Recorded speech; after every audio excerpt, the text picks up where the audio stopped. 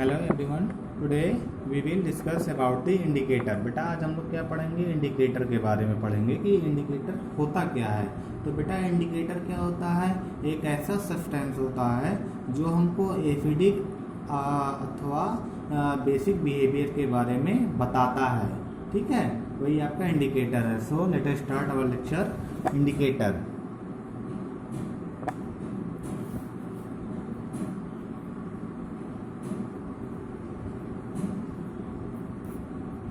ठीक है, तो indicator is a substance which shows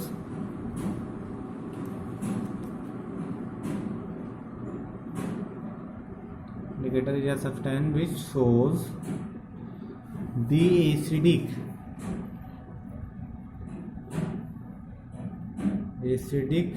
or basic behavior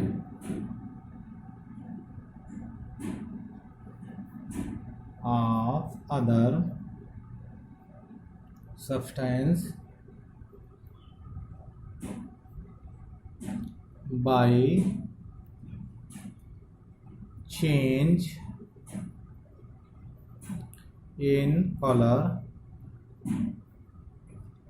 are known as indicator. ठीक है बेटा, इंडिकेटर क्या हो गया, एक ऐसा सब्सटेंस होता है जो हमको एसिडिक और बेसिक बिहेवियर के बारे में बताता है। वो कलर चेंज करके बताएगा हमको, तो वो आपका इंडिकेटर हो जाता है। जैसे आपने पढ़ा होगा लिटमस पेपर, तो लिटमस पेपर क्या है, एक इंडिकेटर है। इनका एसिडिक मीडियम में ये दूसरा प्रभाव रहेगा और बेसिक मीडियम में दूसरा रहेगा, तो ये सब इंडिकेटर हैं बेटा।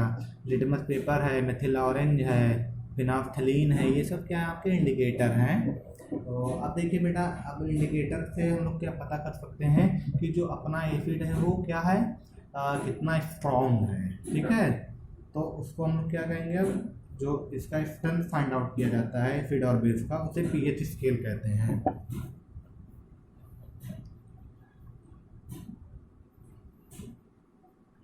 ये बेटा पीएच स्केल आपका हो गया। ठीक है, ये इंपॉर्टेंट टॉपिक है पीएच स्केल। ठीक है, ये आपके बोर्ड एग्जामिनेशन में पूछा जाता है। ठीक है, तो पीएच स्केल क्या होता है बेटा, पावर ऑफ हाइड्रोजन। ठीक है, या पावर ऑफ हाइड्रोजन आयन। सो ये क्या होता है, स्ट्रेंथ फाइंड आउट करते हैं पीएच स्केल से।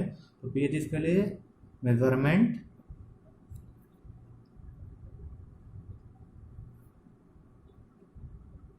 ऑफ स्ट्रेंथ और किसकी स्ट्रेंथ बेटा फाइंड आउट होगी, एसिड और बेस की।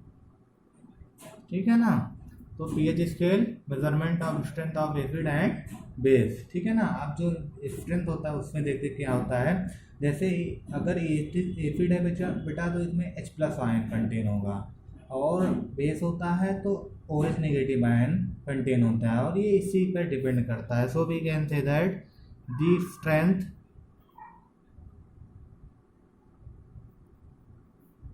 of acid or base depends the H plus or OH negative ion concentration।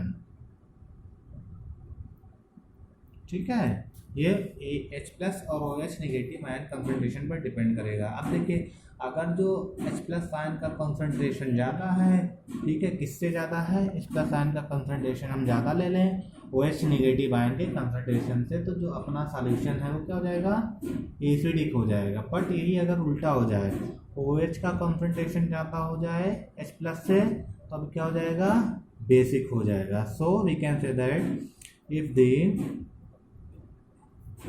concentration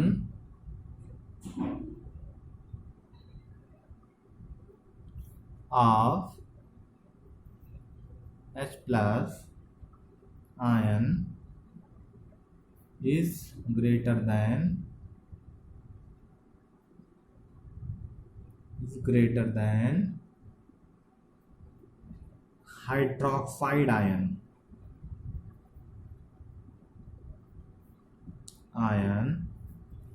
then the solution is acidic, and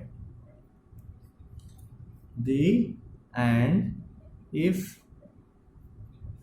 the concentration of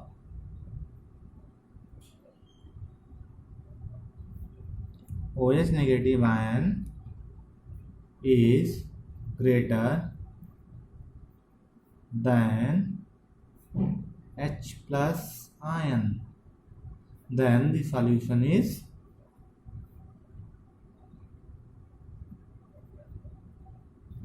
basic. ठीक बेटा, तो सीधा सीधा है जो आपका एसिड होता है वो H प्लस आयन पर डिपेंड करेगा, और जो बेस होता है OH नेगेटिव आयन पर डिपेंड करता है। तो पीएच स्केल क्या हो जाएगा इसी के according, pH is a scale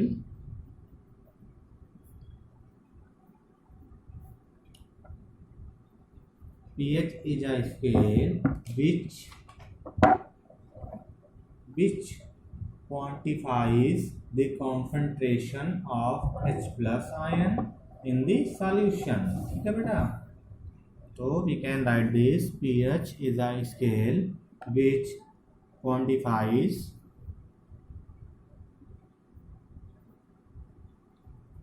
the concentration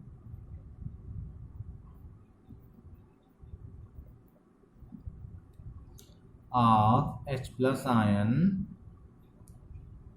in the solution।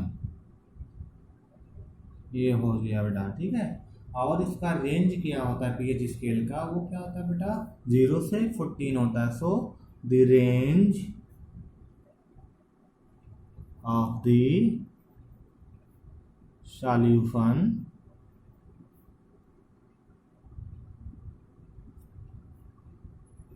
at pH scale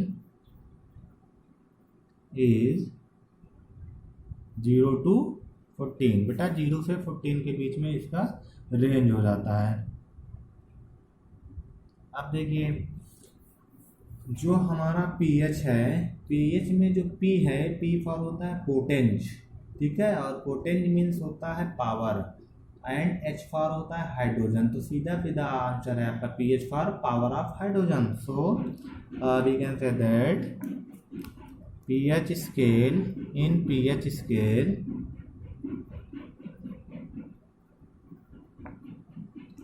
P stands for, P किसके लिए है बेटा स्टैंड है पोटेंज के लिए,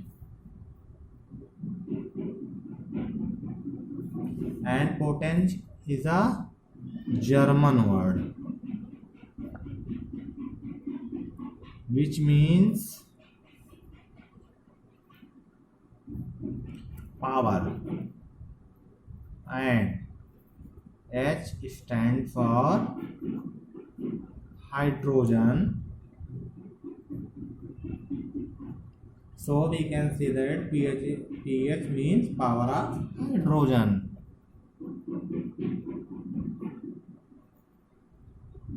पावर ऑफ हाइड्रोजन, ये हो गया बेटा। ठीक है, अब देखिए हमारा क्या होता है, अगर हम एक इस टाइप से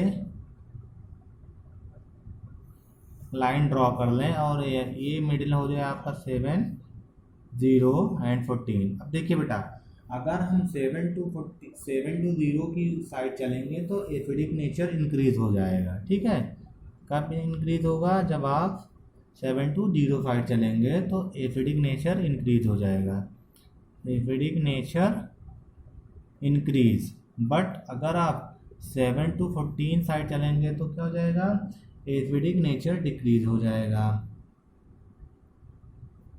डिक्रीज हो जाएगा बेटा, ये ध्यान रखिएगा। ठीक है, यहाँ पर क्या हो जाता है H प्लस आयन की जो कॉन्सेंट्रेशन है वो क्या हो जाती है, इंक्रीज हो जाती है। ठीक है, एंड यहाँ पर जो आपकी H प्लस आयन की कॉन्सेंट्रेशन होती है वो डिक्रीज हो जाती है। ठीक है, अब देखिए बेटा, एक जो है हम पढ़ेंगे डाइल्यूट कैसे किया जाता है, एसिड और बेस को हम डाइल्यूट कैसे करते हैं। तो इसमें एक देख लेते हैं, डाइल्यूशन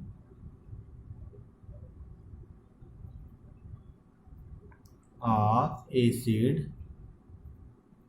एंड बेस। ठीक है बेटा, एसिड और बेस कैसे डाइल्यूट करेंगे, हम लोग क्या करते हैं, देखिए बेटा, जो हमको डाइल्यूट करना है, डाइल्यूट करने के लिए हम लोग क्या करते हैं, वाटर का यूज करेंगे। चाहे एसिड हो या बेस हो, दोनों को डाइल्यूट करने के लिए हम लोग वाटर का यूज करेंगे। ठीक है, और जब वाटर का यूज करेंगे तो इसे क्या बोलते हैं, डाइल्यूशन बोलेंगे। ठीक है, और जब एसिड और बेस डाइल्यूट हो जाएगा तो फिर डाइल्यूटेड एसिड और बेस कहेंगे। So we can say that the presence of addition of acid or base to water is called dilution. The presence of acid or base, the presence of the presence of water। ठीक है, water का presentation होता है, the presence of water in acid और base. ठीक बेटा, जो आपका वाटर है वो एसिड और बेस में प्रेजेंट रहे, वही आपका क्या हो जाता है, डाइल्यूशन हो जाता है। ठीक है ना, इसी को आप लोग क्या कहेंगे, डाइल्यूशन कहेंगे। और जो एसिड आपने डाइल्यूट किया है, ठीक है, जो एसिड आपने डाइल्यूट किया है वो क्या हो जाएगा, डाइल्यूटेड हो जाएगा। तो एंड द एसिड और base which is used in this process is known as क्या हो जाएगा बेटा, डाइल्यूटेड। ठीक है, अब देखिए बेटा, जो हमारा एसिड और बेस होता है, डाइल्यूशन की प्रोसेस होती है, ये एक्सोथर्मिक होती है। ठीक है, ये क्या कैसी प्रोसेस होती है, ये डाइल्यूशन जो प्रोसेस होती है वो एक्सोथर्मिक होती है। ठीक है, डाइल्यूशन प्रोसेस एक्सोथर्मिक होती है। अब देखिए बेटा, जो डाइल्यूशन में हम लोग क्या करते हैं, जब डाइल्यूशन किया जाता है, जब आप एसिड को डाइल्यूट करेंगे, एसिड को डाइल्यूट करने में हम लोग किसका यूज करेंगे, वाटर का करेंगे। तो इसमें एक क्वेश्चन पुटअप होता है कि एसिड को डाइल्यूट करने में वाटर में एसिड डालेंगे या एसिड में वाटर ऐड करेंगे। तो इसमें सीधा सीधा आंसर होता है बेटा, हम लोग हमेशा वाटर में एसिड को ऐड करते हैं। सो एसिड और base is always added to water. ठीक है, but water is never added to acid. ठीक है, बिकॉज इसमें क्या होता है बेटा, प्रॉब्लम हो सकती है। प्रॉब्लम ये हो सकती है, जब हम लोग वाटर को कॉन्सनट्रेटेड एसिड में ऐड करेंगे तो उसमें क्या होती है, बहुत ज़्यादा हीट होती है। और जब बहुत ज़्यादा हीट हो जाएगी एसिड में और वाटर हमारा क्या हो जाएगा, लेस हीट रहता है, तो उसमें क्या है, बम्पिंग हो सकती है, जिससे हमको डैमेज हो सकता है। So we can say that if water is added the concentrated acid or base, a lot of heat is generated। ठीक है, which may cause splashing out of acid or base and may cause several damage। इसमें क्या था बेटा, तो हम लोग क्या करते हैं, जो अपना एसिड है, एसिड को ड्रॉप बाय ड्रॉप हम लोग वाटर में ऐड करते हैं। इससे क्या होता है, हमारा जो एसिड है वो हाईली हीटेड होता है, बट वाटर क्या होता है, हीट नहीं होता है, हीटेड नहीं होता है। तो जब आप ड्रॉप बाय ड्रॉप ऐड करेंगे तो धीरे धीरे क्या हो जाएगा, कंजर्व कर देगा। सो आपका क्या हो जाएगा, बम्पिंग प्रोसेस होगी नहीं। सो बेटा ये होता है डाइल्यूटेड प्रोसेस। सो हमने आज क्या किया पढ़ा बेटा, इंडिकेटर पढ़ा। ठीक है, इंडिकेटर, देन आप इंडिकेटर में 2-3 है, लिटमस पेपर है, मेथिल ऑरेंज है, फिनोप्थिलीन है। बट आप में जो पढ़ना है, आपके प्रैक्टिकली टाइप जो है, एक्सपेरिमेंटली जो है, वो क्या है, ओनली लिटमस पेपर है। Then pH scale. अब बेटा जब स्कूल ओपन होगा तो हम लिटमस पेपर पे आपका एक्सपेरिमेंट करा देंगे। देन पीएच स्केल हो गया, और उसके बाद आपने क्या किया है, डाइल्यूट एसिड और बेस को डाइल्यूट कैसे किया जाए, ये प्रोसेस आपने जाना है। So I hope you understand this video and हमको लगता है कि आपको ये वीडियो समझ में आ गया होगा। So thank you for watching this video.